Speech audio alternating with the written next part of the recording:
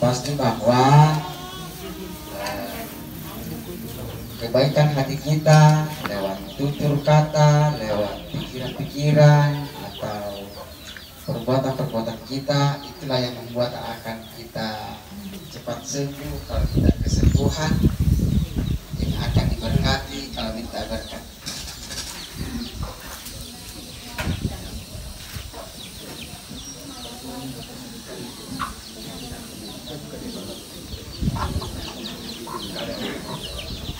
Kita berharap yang sudah 2-3 kali datang sudah berubah secara cara menyapa tetangga, cara menegur suami atau anak, yang sampai masih seperti yang dulu, ya. Terlebih jangan sampai masih ada dendam, karena kita hanya menyampaikan pengalaman, bukan membuka rahasia orang, tapi pengalaman yang kami alami dari pelayanan. Ternyata membuka pintu maaf. Saya katakan, kenapa kita persulit diri sendiri minta maaf? Jangan persulit diri sendiri untuk datang meminta maaf. Supaya itu mudah, maka jangan pernah mempersalahkan orang.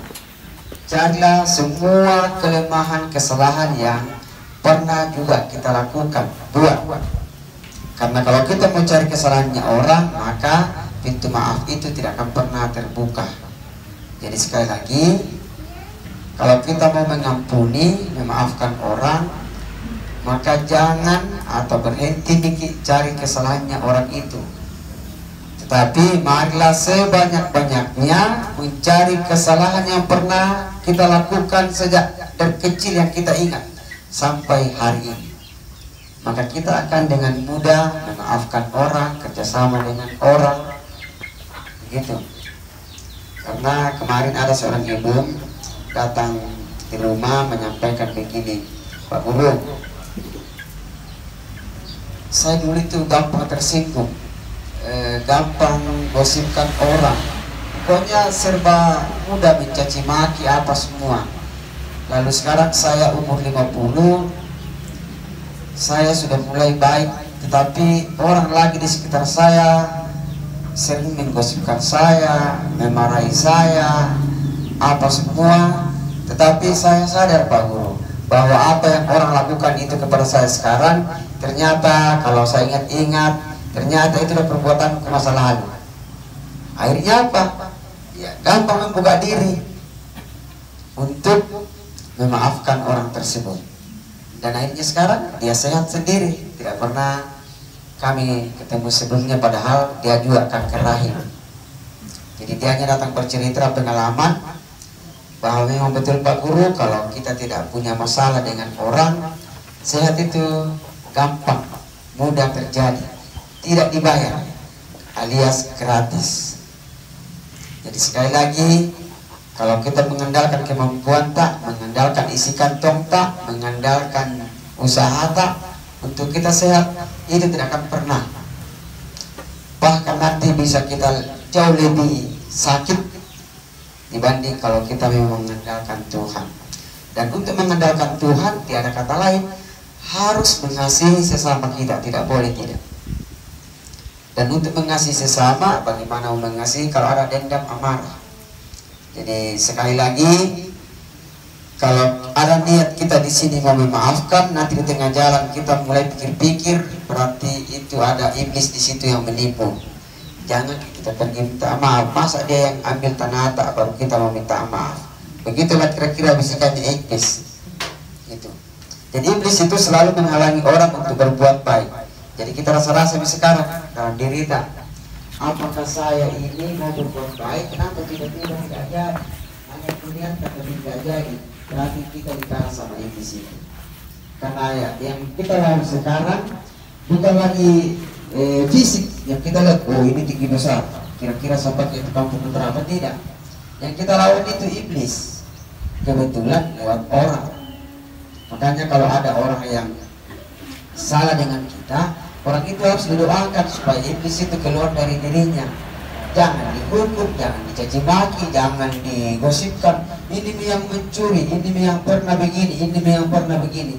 Tidak akan pernah kita temukan kedamaian kalau itu terus kita kembangkan. Gitu. Jadi sangat simpel, sangat sederhana, namun yang agak berat itu adalah melakukannya. Tapi saya kira kalau kita niatkan bahwa saya mau baik sama orang, maka kita akan baik. Kalau kita masih pikir-pikir apa bisa, apa tidak, apa bisa, apa tidak, nah, tentu iblis yang menang. Jangan. Jangan tadi terlalu jauh. Dalam keluarga saja ada seorang ibu sudah 3 kali kami ketemu. Ketiga kalinya saya katakan, bolehkah bapak datang? Ya akhirnya datang di bawah. Sungguhnya dia dikira ginjal. Jadi tidak pernah berubah selama 2 kali. Nanti ketiga kalinya saya suruh suaminya yang pegang, lalu saya pegang tangannya suaminya. Lalu saya katakan sama ibu ini, ibu, mohon maaf ibu, jangan dimarah, jangan tersinggung. Saya tidak bermaksud menyinggung. Sepertinya ibu ini begitu gampang caci maki bapak. Itu suaminya langsung turun. Lalu dia mulai berkaca-kaca melihat suaminya. Lalu dia mulai sadar, dia bilang, maafkan saya pak, mulai hari ini saya tidak akan pernah lagi mengeluarkan kata-kata yang apa saya nggak baik, ternyata tidak baik, buat bapak sakit hati selama ini. Setelah itu jawaban ibu, Tuhan lihat, tepuk tangannya 3 kali suaminya yang pegang perutnya itu. Coba ibu berdiri, sehat, tidak lagi apa-apa. Jadi sekali lagi, bagaimana mau suami mendoakan istri kalau suami suka bohong sama istrinya, atau sebaliknya? Bagaimana mau anak atas sehat kalau kita sendiri yang maki-maki anak atas? Kurang ajar, bodoh, masuk dalam. Tidak akan pernah. Jangan berharap anak akan terberkati karena kita sendiri yang caci maki. Bayangkan anak sendiri saja kita caci maki. Belum lagi kalau bapaknya dengan mamanya sudah bertengkar, anaknya intip dari kamar. Oh ternyata begini maaf sama bapak aku di.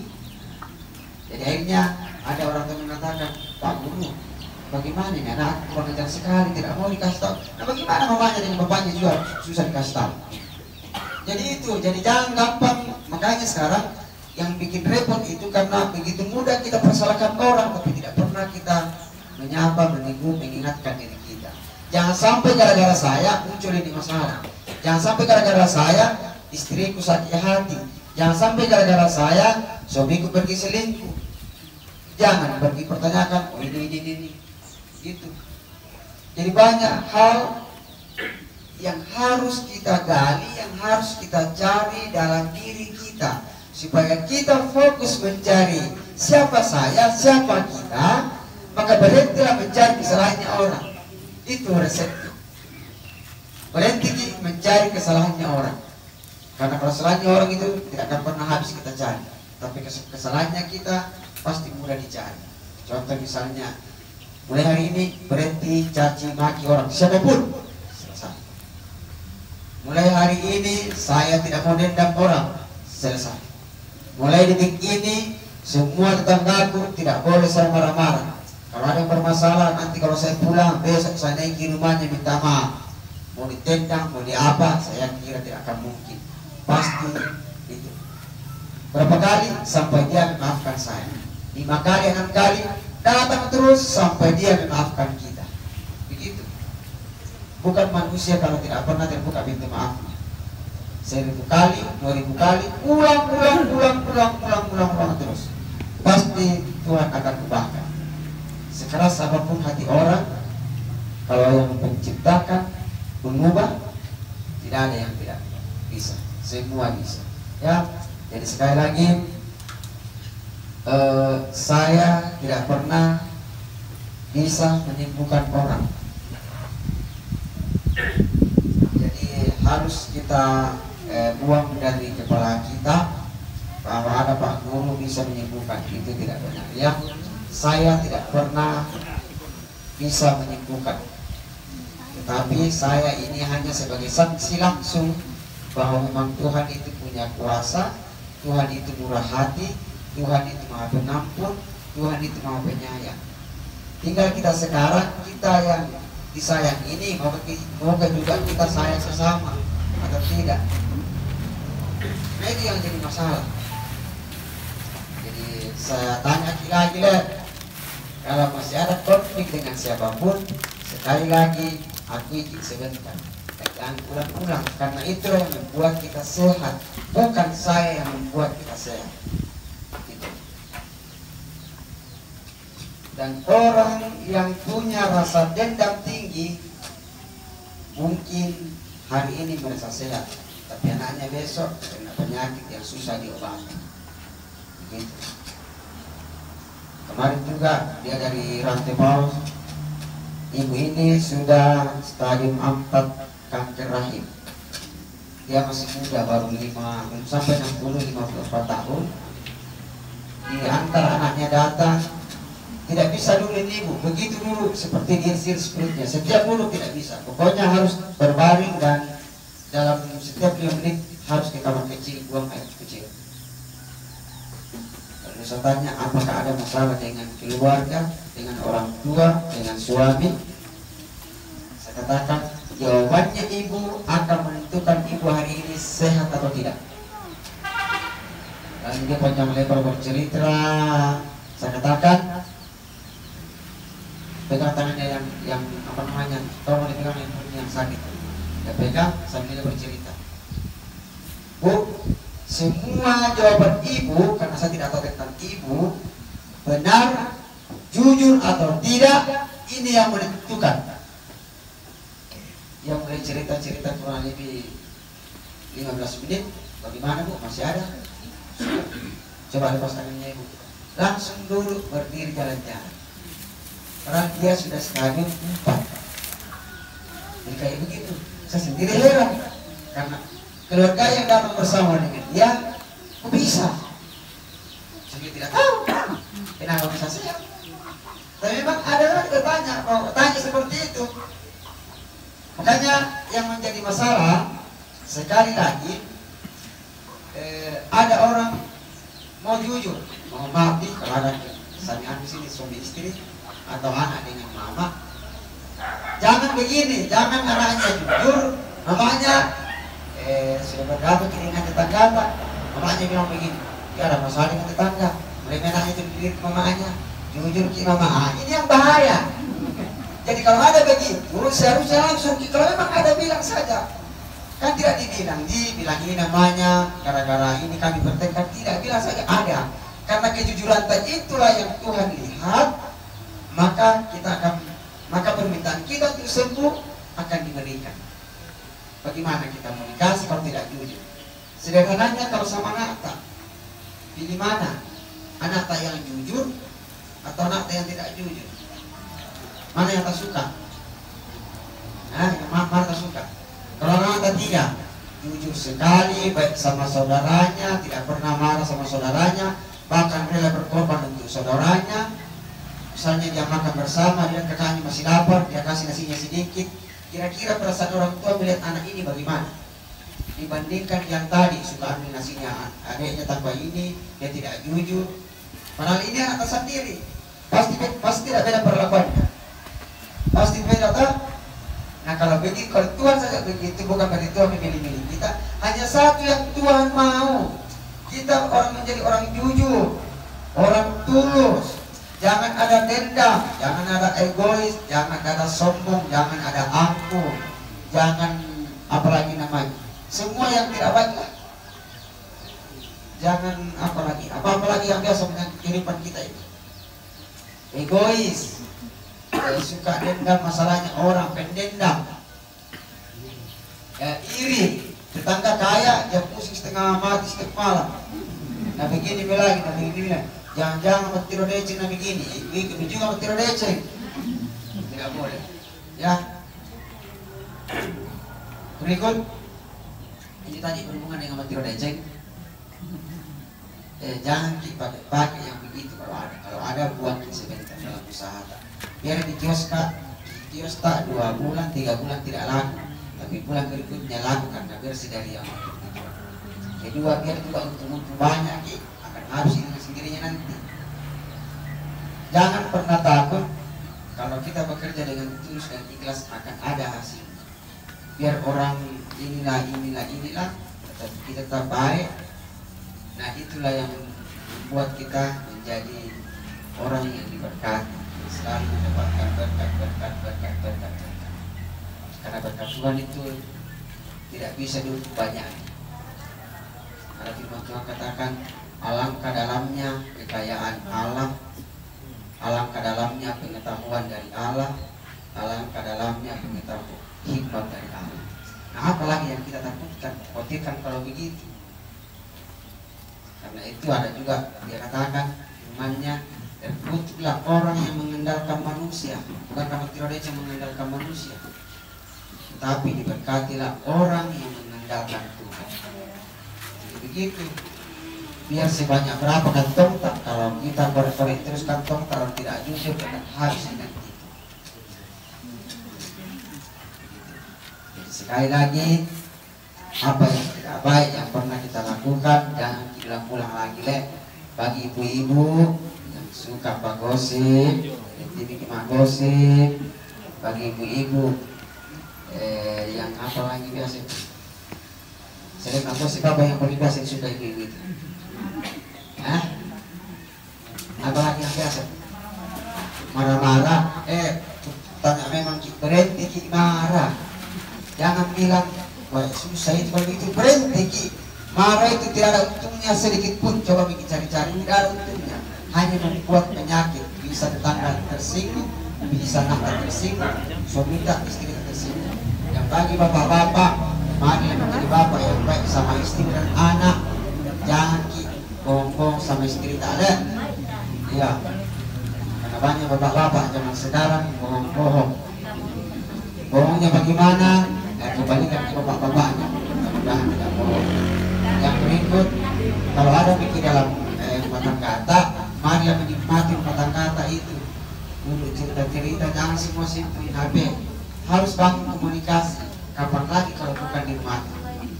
Karena kita sudah capek dari kebun, dari sawah, dari kantor, tiba di rumah, jangan lagi duduk berdekatan masing-masing sibuk pakai HP. Tidak akan pernah itu dibuang itu. Kapan lagi cerita enak dengan?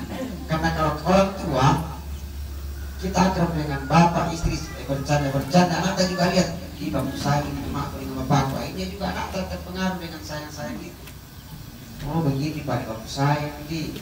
Tapi sebaliknya kalau bapak marah-marah terus, oh itu mama kejam sama bapak, bisa nanti jadi pendek. Yang sederhana itu saja yang saya mau sampaikan. Kalau saya tegaskan lagi, yang jelas saya tidak bisa menyembuhkan orang. Yang sampai kita katakan kami sudah 5 kali, 10 kali kita buka guru, tidak ada perubahan. Saya tidak punya kemampuan menyembuhkan orang. Saya juga bukan pendoa, karena kita hadir di sini itu berkat doa-doa kita. Karena sebelum berangkat dari rumah tak pasti berdoa supaya selamat tiba di sini. Berarti kita semua berdoa, bukan cuma saya. Saya ini hanya sebagai saksi menyatakan bahwa Tuhan itu memang baik. Tinggal sekarang mau kebaikannya Tuhan itu kita miliki atau tidak. Nah supaya kebaikannya Tuhan itu tak alami, tak rasakan, tinggalkan yang tadi itu sombong, egois, suka mendendam, gosip, mau ambil barangnya orang, menghalalkan segala cara untuk kaya, intimidasi orang, suka kata-kata orang.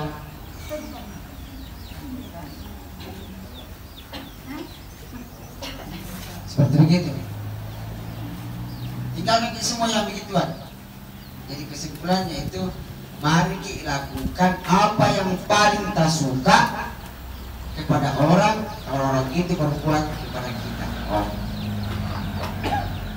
Sekali lagi, kita lakukan ini apa yang paling kita suka kalau orang itu melakukan kepada diri saya. Gitu. Itu paling sederhana. Sederhana. Sekali lagi, lakukan begini di rumah. Jangan ditunda-tunda. karena kesibukan, karena perlakuan itulah yang buat nanti kita sedih. Oke, saya kira begitu. Foto ada yang